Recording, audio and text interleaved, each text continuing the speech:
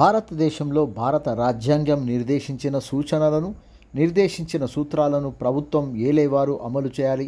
మేధావులు, విద్యావేత్తలు సకాలంలో పలు రకాలుగా రాజ్యాంగ సూత్రాలను సామాన్య ప్రజానీకానికి తెలపాల్సిన ఆవశ్యకత ఉంది.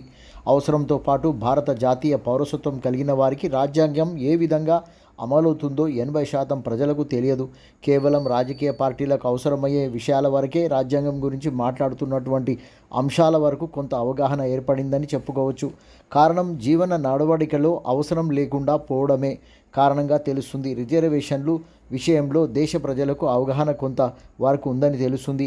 దేశంలోని అన్ని వర్గాలకు రాజ్యాంగం నిర్దేశించిన సూత్రాల ప్రకారంగా రాజ్యాంగ ఫలాలు అందడం లేదని అప్పుడప్పుడు సామాజిక మాధ్యమాల్లో వివిధ పార్టీల నాయకులు సభలు, సమావేశాల్లో మాట్లాడిన విషయాల వరకే తెలుస్తుంది.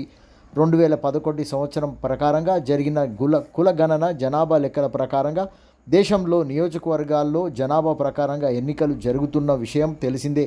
2011 సంవత్సరం నుండి 2024 సంవత్సరం వరకు 13 సంవత్సరాల కాలంలో దేశంలోని కులాల వారీగా, మతాల వారీగా, ప్రాంతాల వారీగా, విదేశీయుల వలసలు ఇలా అన్ని రకాలుగా జనాభా పెరిగే ఉంటుంది.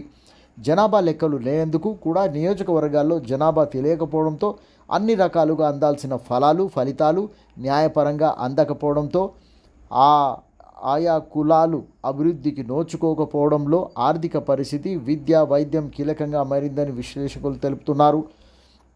అట్టడుగు వర్గాలుగా గుర్తింపు ఉన్న షెడ్యూల్డ్ కులాలు, షెడ్యూల్డ్ ట్రైబ్లు జనాభా తెలియకపోవడంతో విద్యలో, రాజకీయాలతో తరతరాల అంతర్యం ఏర్పడుతుండటంతో దేశాభివృద్ధిలో వారి పాత్ర లేకపోవడంతో దేశంలో జరగాల్సిన మార్పులు జరగక అభివృద్ధి కుంటుపడుతుందన్న విషయం పలు సందర్భాల్లో మేధావులు సమావేశాల్లో తెలుపుతున్నారు.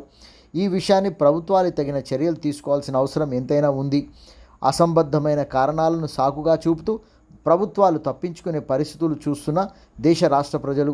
గతంలో తెలంగాణ ముఖ్యమంత్రి హోదాలో దళితులకు 14.7% రిజర్వేషన్ కాదు 1956లో నిర్ణయించబడిన విషయం.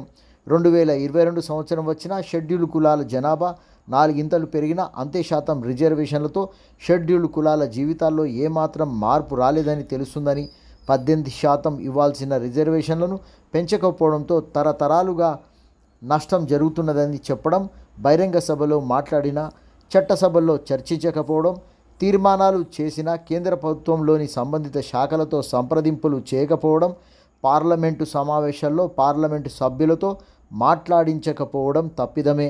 కేవలం రిజర్వేషన్ అనే అంశాన్ని మాట్లాడి ఆశలు కల్పించి వారి జనాభాను తమ వైపు తిప్పుకునే ప్రయత్నం వరకే వారి తాత్కాలిక మార్పులు ఉన్నందున న్యాయపరంగా దక్కాల్సిన ఫలాలు దొరక్కపోవడం ఇలాంటి కారణాలు ఎన్నో ఉన్నాయి.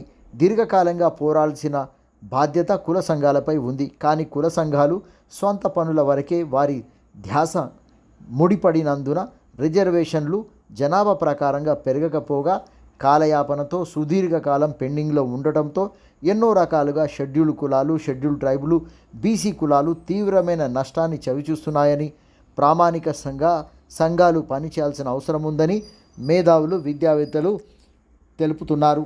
చూడాలి మరి కుల సంఘాలలో చైతన్యం వస్తుందా, లేక అదే విధంగా నడుస్తాం, ఒకరు నడుస్తాం, గొర్రెలాగా పోదామా అనే ఆలోచన అట్లే ఉంటుందా అని అంటున్న సామాజికవేత్తలు.